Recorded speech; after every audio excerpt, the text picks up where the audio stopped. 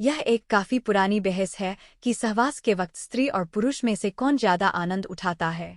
इस बारे में सबके अलग अलग मत हो सकते हैं। हिंदुओं के प्रसिद्ध धर्म ग्रंथ महाभारत और ग्रीक यूनान के धर्म ग्रंथ में इस प्रश्न का जवाब देती हैं। ये दो कथाएं हैं और आश्चर्यजनक रूप से दोनों पौराणिक कथाओं का निष्कर्ष एक ही है। आज इस लेख में हम आपको वो दोनों कथाएं बताएंगे। जब युधिष्ठिर ने पितामह भीष्म से किया यह प्रश्न। एक बार युधिष्ठिर अपने पितामह भीष्म के पास गए और बोले, हे तातश्री, क्या आप मेरी एक दुविधा सुलझाएंगे? क्या आप मुझे सच सच बताएंगे कि स्त्री या पुरुष दोनों में से वो कौन है जो सहवास के समय ज्यादा आनंद को प्राप्त करता है? भीष्म बोले, इस संबंध में तुम्हें भंगस्वाना और सकरा की कथा सुनाता हूँ, जिसमें तुम्हारे सवाल का जवाब छुपा है। भंगस्वाना और सकरा की कथा। बहुत समय पहले भंगस्वाना नाम का एक राजा रहता था। वह न्यायप्रिय और बहुत यशस्वी था, लेकिन उसके कोई पुत्र नहीं था। एक बालक की इच्छा में उस राजा ने एक अनुष्ठान किया जिसका नाम था अग्निष्टुता। क्योंकि उस हवन में केवल अग्नि भगवान का आदर हुआ था, इसलिए देवराज इंद्र काफी क्रोधित हो गए। इंद्र अपने गुस्से को निकालने के लिए एक मौका ढूंढने लगे ताकि राजा भंगस्वाना से कोई गलती हो और वह उसे दंड दे सकें। पर भंगस्वाना इतना अच्छा राजा था कि इंद्र को कोई मौका नहीं मिल रहा था, जिस कारण से इंद्र का गुस्सा और बढ़ता जा रहा था। एक दिन राजा शिकार पर निकला। इंद्र ने सोचा ये सही समय है और अपने अपमान का बदला लेने का, और इंद्र ने राजा को सम्मोहित कर दिया। राजा भंगस्वाना जंगल में इधर उधर भटकने लगा। अपनी सम्मोहित हालत में वह सब सुध खो बैठा। न उसे दिशाएं समझ आ रही थीं और न ही अपने सैनिक नहीं दिख रहे थे। भूख प्यास ने उसे और व्याकुल कर दिया था। अचानक उसे एक छोटी सी नदी दिखाई थी जो किसी जादू सी सुंदर लग रही थी। राजा उस नदी की तरफ बढ़ा और पहले उसने अपने घोड़े को पानी पिलाया, फिर खुद पिया। जैसे ही राजा ने नदी के अंदर प्रवेश की, पानी पिया, उसने देखा कि वह बदल रहा है। धीरे धीरे वह एक स्त्री में बदल गया। शर्म से बोझल वह राजा जोर जोर से विलाप करने लगा। उसे समझ नहीं आ रहा था कि ऐसा उसके साथ क्यों हुआ। राजा भंगस्वाना सोचने लगा, हे प्रभु, इस अनर्थ के बाद मैं कैसे अपने राज्य वापस जाऊं? मेरे अग्निष्टुता अनुष्ठान से मेरे 100 पुत्र हुए हैं, उन्हें मैं जब कैसे मिलूंगा? क्या कहूंगा? मेरी रानी महारानी जो मेरी प्रतीक्षा कर रही हैं, उनसे कैसे मिलूंगा? मेरे पुरुष के साथ साथ मेरा राजपाट सब चला जाएगा। मेरी प्रजा का क्या होगा? इस तरह से विलाप करता राजा अपने राज्य वापस लौटा। स्त्री के रूप में जब राजा वापस पहुंचा तो उसे देखकर सभी लोग अचंभित रह गए। राजा ने सभा बुलाई और अपनी रानियों, पुत्रों और मंत्रियों से कहा कि अब मैं राजपाट संभालने के लायक नहीं रहा हूँ। तुम सभी लोग सुख से यहाँ रहो और मैं जंगल में जाकर अपना बाकी का जीवन बिताऊंगा। ऐसा कहकर वह राजा जंगल की तरफ प्रस्थान कर गया।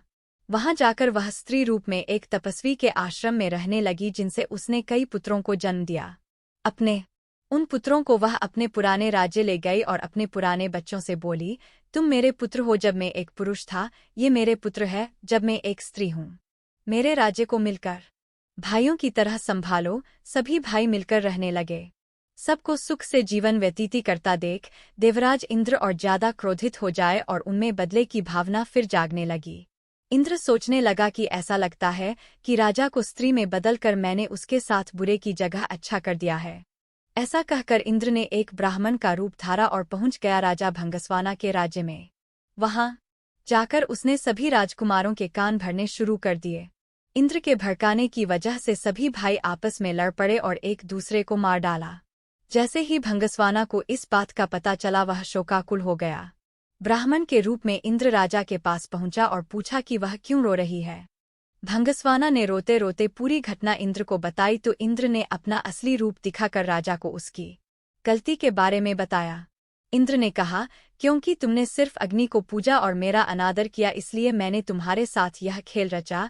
यह सुनते ही भंगस्वाना इंद्र के पैरों में गिर गया और अपने अनजाने में किया अपराध के लिए क्षमा मांगी।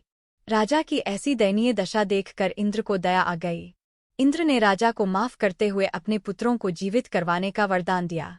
इंद्र बोले, हे स्त्री रूपी राजन, अपने बच्चों में से किन्हीं एक को जीवित कर लो। भंगस्वाना ने इंद्र से कहा, अगर ऐसी ही बात है तो मेरे उन पुत्रों को जीवित कर दो जिन्हें मैंने स्त्री की तरह पैदा किया है।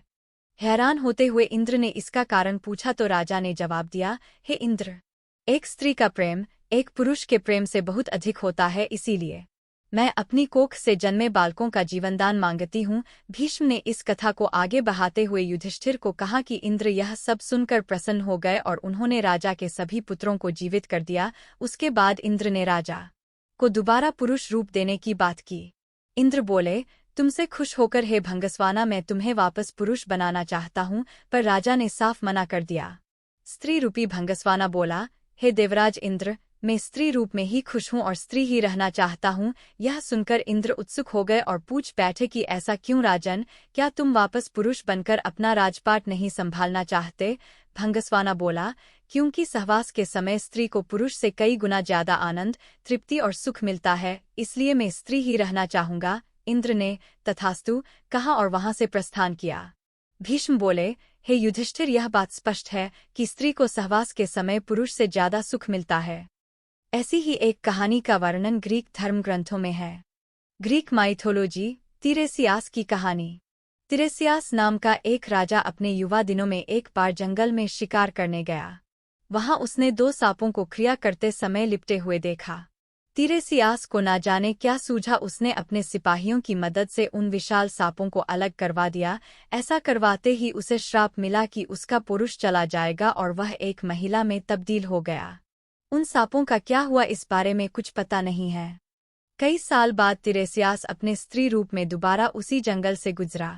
अपनी नफरत के चलते उसने अपने सिपाहियों की मदद से दोबारा एक सांप के जोड़े को अलग अलग कर दिया, पर इस बार ऐसा करते ही वह पुरुष बन गया।